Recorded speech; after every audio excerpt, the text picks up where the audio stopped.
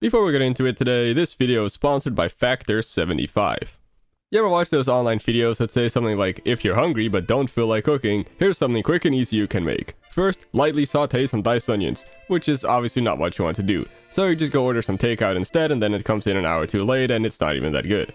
Well, luckily there's a way more convenient alternative, and that is Factor 75. These guys have professional chefs that make pre-prepared meals for you that get sent to your house. And not just a single meal, but instead a whole slew of meals for 7 days. They come in these neat little trays that you just heat up in either your oven or standard microwave. Quick, easy, and leaves no messes. Once every week you get sent a new box, and they shift around their menus each week as well, so it's not like you'll be getting the same stuff forever. And it tastes good too, which I say as someone that doesn't even have a mouth for eating, so you know it's good. They even got different options depending on your diet. Keto, protein heavy, vegan, etc. And if you use my special code, PJiggles May40, you'll get 40% off your first month and 20% off your second month, which is a damn good deal. But it doesn't last forever, so you better be fast. And no, I didn't come up with that code myself, but it's hilarious, so I don't mind. When using this code or the link in my description, not only will the counter there actually go up by 1, but you'll also be supporting me directly as well. So big thanks again to Factor 75 for supporting the channel like this. And now, let's get on with the video. So in the long-running Super Smash Bros. Series, Ultimate is not only the newest one, but also the best-selling one. Like, by far. It alone makes up almost half the total sales of the series.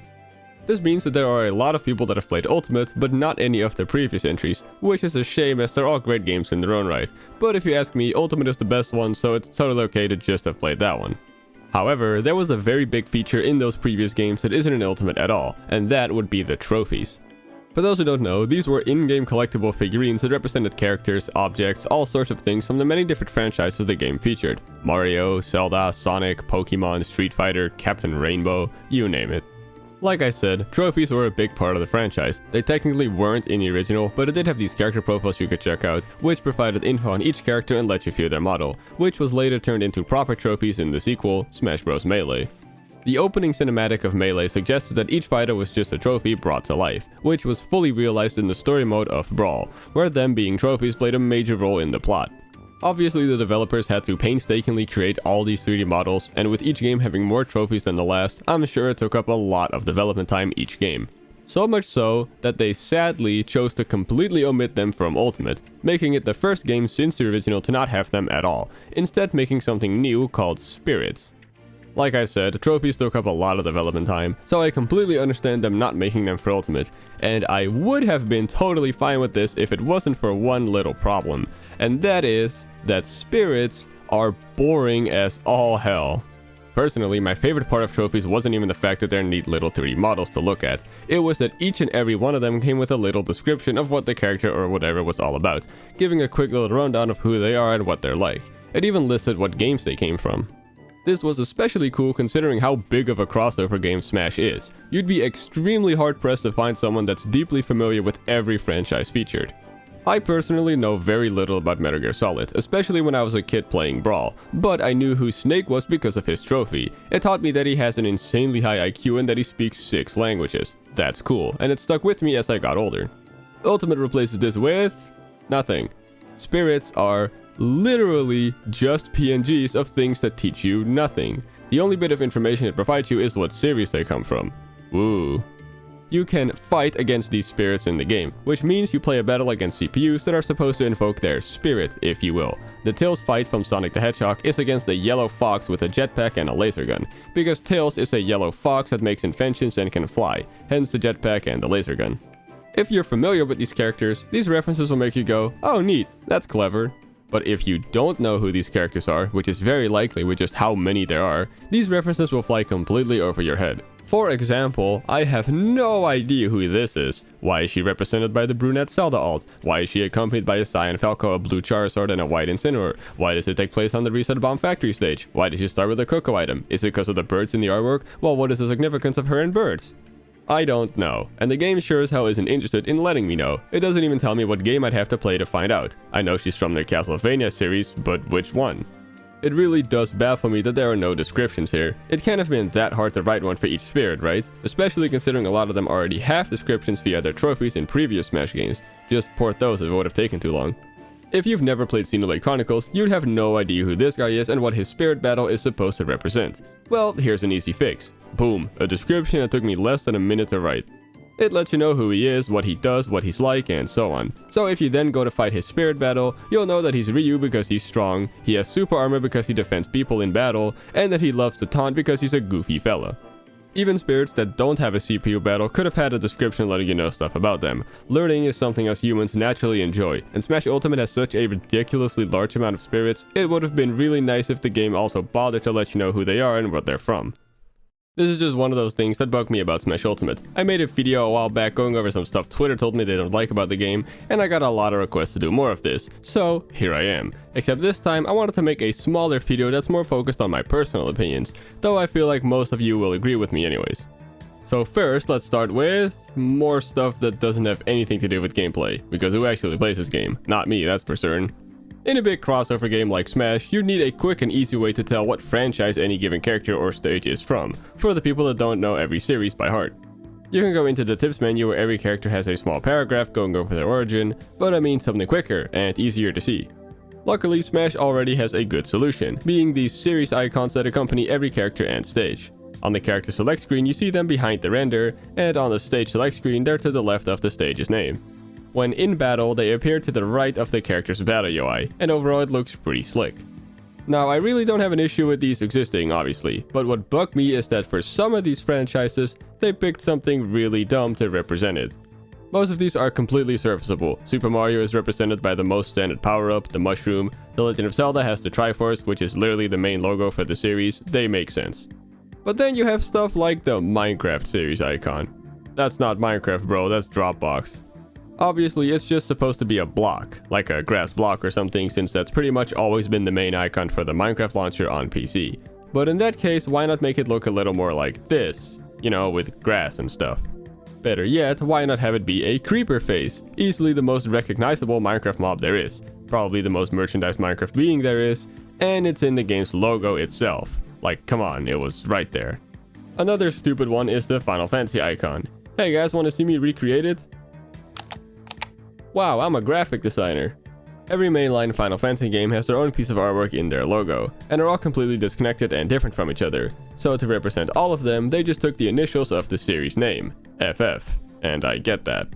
But uh-oh, the Final Fantasy representation in Smash is infamously only stuff from 7. And what's in 7's logo? The meteor that plays a big role in the game's plot. So the logo in Smash obviously should have been that meteor.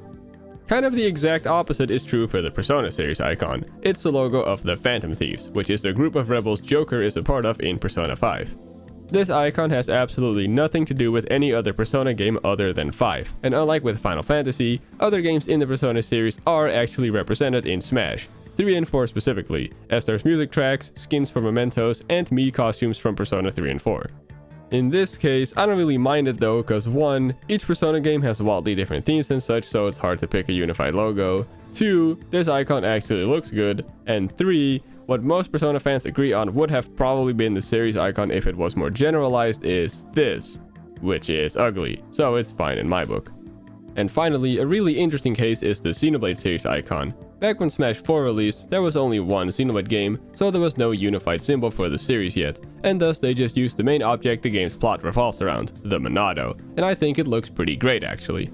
But since then, Xenoblade has gotten a bunch more games and even another Smash character, which don't really feature the Monado at all, so it doesn't make a whole lot of sense for Pyra and Mythra from Xenoblade Chronicles 2 to be represented by it in Ultimate.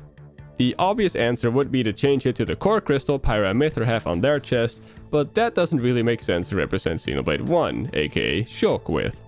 Okay, in that case, just make it the X from Xenoblade's text logo, right? Well, each Xenoblade game has a different stylized logo as well. 1 is inspired by a brushstroke, 2 has flames coming off it, and 3 has these little dots coming from it. And you already know that in the next Smash game, Xenoblade 3's main character is getting a free pass to the playable roster. And so that's our dilemma. There isn't really a clear logo to represent each game with, and they're probably gonna have to think of something for the next Smash game. So what solution do I propose? Screw it, just have it be the X but slightly different on each character. It would be cool and neat, and I don't really care all that much about this, to be honest. They could just keep it as the Monado for all I care. So let's just move on. Alright, next topic. Here's something quick. This Yoshi alt. Oh my god, it's so bad. I know this isn't anything new to complain about. I mean, I remember hearing about this even before the game released in late 2018, but my god, this alternate costume is horrible and I don't think anyone likes it. And worst of all, they removed the fan favorite Black Yoshi alt to make room for it. For those who don't know, this costume is a reference to the Switch game Yoshi's Crafted World, which has a big arts and crafts theme in its visuals. Yoshi himself seems to be made out of, I don't know, the fuzz you find on tennis balls. This game actually released after Smash Ultimate, meaning this alt was put in kind of as a promotion for that game, which makes it sting just a little bit more that this beloved Yoshi alt was removed for it. I didn't play this game, and from what I've heard it's not all that great, kind of a whatever forgettable release, so the main thing I think of when I see this alt isn't that game, but rather just how ugly it looks. Like, have you ever seen this alt's victory screen? Oh my god, that's bad. If I ever make a video where I rank every alt in the game, spoilers, this one is probably going to be at the very bottom. And hey, speaking of arts and crafts Yoshi stuff, do you remember the Woolly World stage in Smash 4, from the aptly titled Yoshi's Woolly World? While I don't think this stage is all too fun, its Omega form was one of my favorites in Smash 4. I just really like the aesthetic of it, and I love that the ground sinks in a little bit where the characters are standing. Neat touch. Similar to the Crafted Yoshi alt in Ultimate, Smash 4 came out before Yoshi's Woolly World, meaning this stage's inclusion was also a promotion for an upcoming arts and crafts themed Yoshi game. Now you may have guessed it already, but the part I'm not a fan of is that this stage is not in Ultimate. It's actually one of only 15 stages in the series not in this game, and unlike most of the others, this one doesn't really seem to have a good reason for being excluded. When they revealed every stage in the game, and that Woolly World wasn't going to be one of them, I had a personal theory that they were going to eventually announce a new Yoshi stage based on Crafted World, to promote that upcoming game, like what they did with Woolly World in Smash 4. But no, all we got was this ugly alt and the stage was cut for no reason. Now like I said, there are 15 stages in the series not in Ultimate, and for most of them I can see why they aren't here. Some were vertical scrolling stages, which was just a horrible and not fun idea. Some are too similar to other stages, and some are cut for other reasons. The Switch doesn't support Miifer, so that stage had to be cut. Ridley is now a playable character, so Pyrosphere couldn't be in, and Pac-Maze relied on each character having their own screen, like with Smash for 3DS, which is why it's not in Ultimate. But then you have Woolly World, Poke Floats, and Rainbow Road, 3 stages where I really don't see a reason why they were cut. Poke Floats in particular was a huge fan favorite in Melee that never made it back in any following Smash game. Huge shame. Considering the final stage select screen in Ultimate has 3 empty slots, bringing back these 3 stages could have been a perfect way of filling it out. You know what's also super confusing? Why is Orbital Gate Assault not in Ultimate? It was a super flashy Smash 4 stage based on Star Fox Assault for the GameCube. It is by far the most visually impressive Smash stage ever made, evident by the fact that according to Sakurai, this stage alone took a year to complete, which is insane when you think about it. A whole year for one stage? Crazy. If you look at it with that in mind, this stage not being in Ultimate is a huge shame. The leading theory as to why this stage might have been cut is that it's frankly not a very fun stage to play on, but in that case, yeah, we can't do without 75 meter, am I right? Everyone loves that stage. Speaking of stages, here's something you'll never hear anyone but me complain about. I hate that small Battlefield and big Battlefield literally look the exact same as regular Battlefield visually, just with a different size or amount of platforms. I know they're just meant to be different versions of Battlefield, but did they really have to use the exact same aesthetic for them all? If you play on any of these stages in Omega or Battlefield form, they are literally the exact same. I always thought having them take place in different seasons could have been cool, like small Battlefield is snowy and big Battlefield has autumn colored foliage, but what I personally would have preferred is if small and big Battlefield were locked at different points in time. So the Battlefield stages have a day and night cycle. Okay, technically it isn't a day and night cycle because when it turns dark, it's actually because of a solar eclipse happening in the background. But nonetheless, the stage cycles between being dark and being bright. What I would have loved is if small Battlefield was locked at daytime and big Battlefield was locked at nighttime, or vice versa. If you've watched my videos in the past, you'll know that when I'm not recording something on the training mode stage, I'm recording it on Omega Battlefield. I just see it as the most default stage in the game and perfect for making videos on. Well, it's really annoying having to sit through the eclipse sometimes waiting for it to be bright again, especially outside of training mode where I can't simply reset. If small Battlefield was always bright, I could just use the Omega version of that stage, and I wouldn't have to worry about the time of day. Easy fix. Plus, I think having access to a version of Battlefield that's always in Eclipse mode would have been cool. So yeah, those were some of my small gripes about this game, But do you want to know what my biggest issue with Special Ultimate is? Well, the last piece of content they ever added to the game was the Evil Ryu Spirit, which made it so that there's just 7 empty slots at the end of the full spirit list. Absolutely abhorrent. Okay, just kidding. I mean, it's dumb, but I don't really care. My actual least favorite thing about this game is how lacking the Legend of Zelda representation is, mostly in how scuffed the characters are. We got Link, Zelda, and Captain Falcon's dad, and besides that, the stages and music are also a little lacking in certain aspects, among other things. But, and you're gonna hate me for this, I'm gonna save this discussion for next time. I feel pretty strongly about this topic, so I think it deserves its own video. I've been wanting to talk about this forever now, and with Tears of the Kingdom about to release, I can think of no better time than now.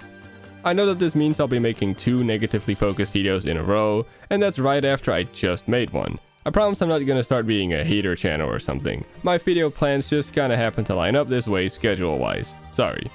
Big shoutouts to Super Pig Eggs, CPJ, Giant Firing Coal, Sylveon700, Ride the Yoshi, Sheen for the Win, Gurk, Milk and Frogs, The Game Didi, The Flying Fire, Nozo, Quote is Cool, Lime the Chef, LureFX1, and all my other lovely Patreon supporters. After that Zelda representation sucks video, I have something very out there planned for my channel, and if you want to know what that is beforehand, well, you can find out now by also becoming a Patreon supporter, as they already know. Thank you for watching. I hope you enjoyed Tears of the Kingdom if you decide to buy it. And please, have a great rest of your day. Goodbye.